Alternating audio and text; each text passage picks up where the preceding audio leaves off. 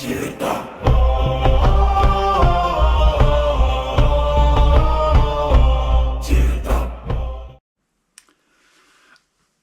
in the modern world like to believe that we are no longer victims to the old irrational beliefs of the world, the old myths, and that the stories no longer control us in our everyday lives.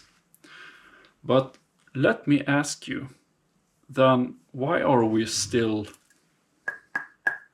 knock on wood?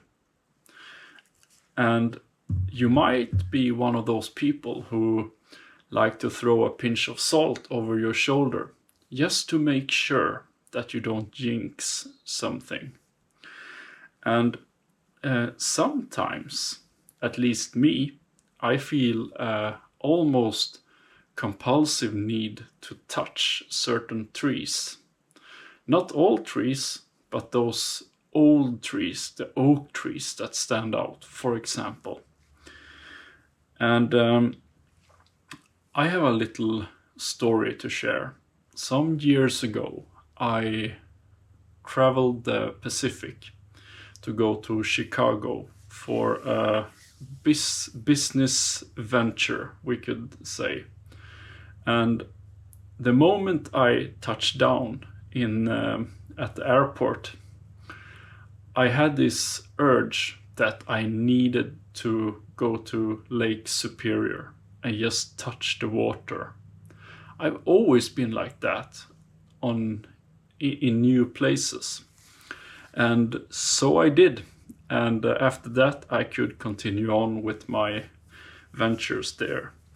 But I think a person from the outside maybe could think that this has no logical explanation.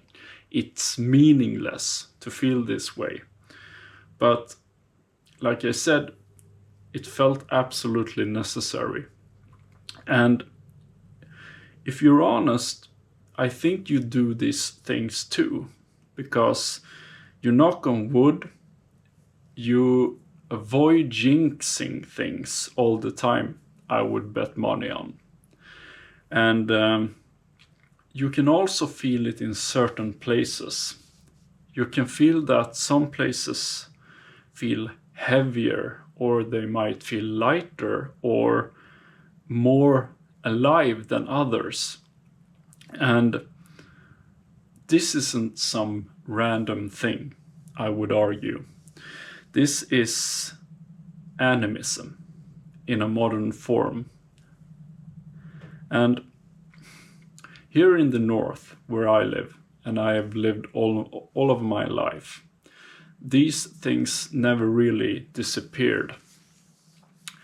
In Finland, which I have ancestry from as well as Sweden, it's a common practice while fishing that you ask the spirit vakis, the spirits of the land, for fish. You don't catch the fish, you don't grab the fish, you ask for fish.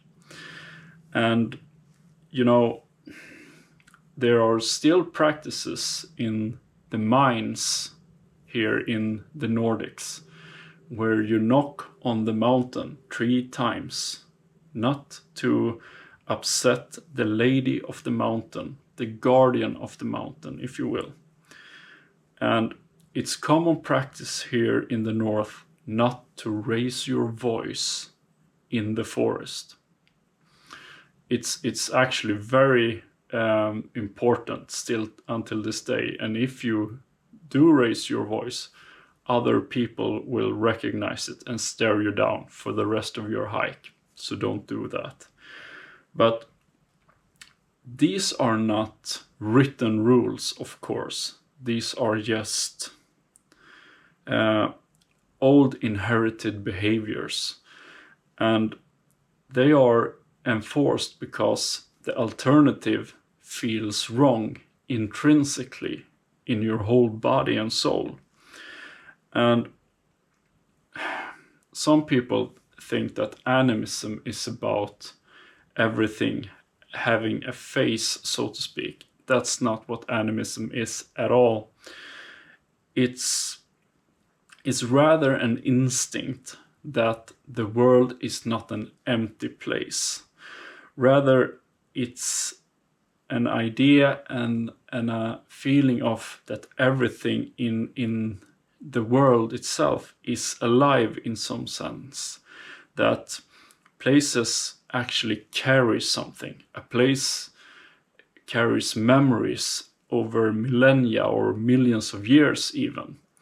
And nature isn't just there, it's something you meet, rather. You meet with nature when you visit it. And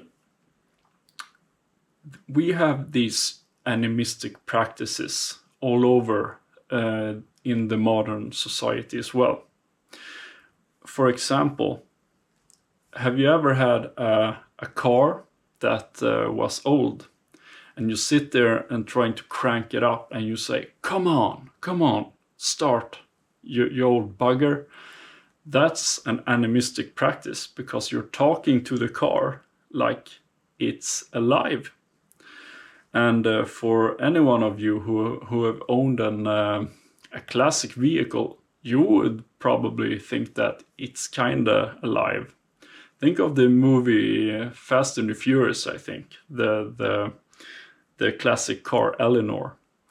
We oftentimes give boats names and vehicles names, and we treat them as living organisms. That's an animistic trait, you could say. And I bet also that you visited a house sometimes, and the second you step your foot inside that house, you get a vibe from the house. Good, bad, or neutral. But there's an old saying that it's in the walls, that you can feel the energy of the house. And this is something you just tell people without them batting an extra eye, thinking that you're crazy. Highly animistic behavior, I would say, as well. And we as people like to keep certain objects because they mean something to us. For example, I've talked about my Finnish knife that I got from my father. There are many knives like this, but this knife has an energy that cannot be exchanged. So we have a lot of, expressions of this, and there are certain places that we revisit time and time over again, just because we like the feeling of those places. I've talked about the old burial mounds and the bogs here that we are blessed to have here in the north, and the special feeling you get when you actually visit them. So we must not forget that in the old times, all of these things that I'm talking about now were very, very normal things. And forests and mountains and lakes and water, creeks, everything of these things, they were seen as alive. And you didn't just move through these things, you related to them and you visited them, as like I've said before. And I guess that what I'm trying to underline here is that we didn't stop being animists at all. We just stopped admitting that we are, because no one wants to acknowledge the fact that the world is alive in that sense at the time. So I guess my final words would be something like, the next time you knock on wood, ask yourself this: what part of you is actually responding? Or even better, what is it responding to? Food for thought. Okay, folks, thank you for tuning in. And if you like more talk about animism, let me know, because I find this very fascinating and it's highly integral into pagan belief systems. You can't have a pagan worldview without an animistic worldview, at least not according to Tyrdom. Okay, folks, have a lovely night. Talk to you later, and as usual, Tyrdom out.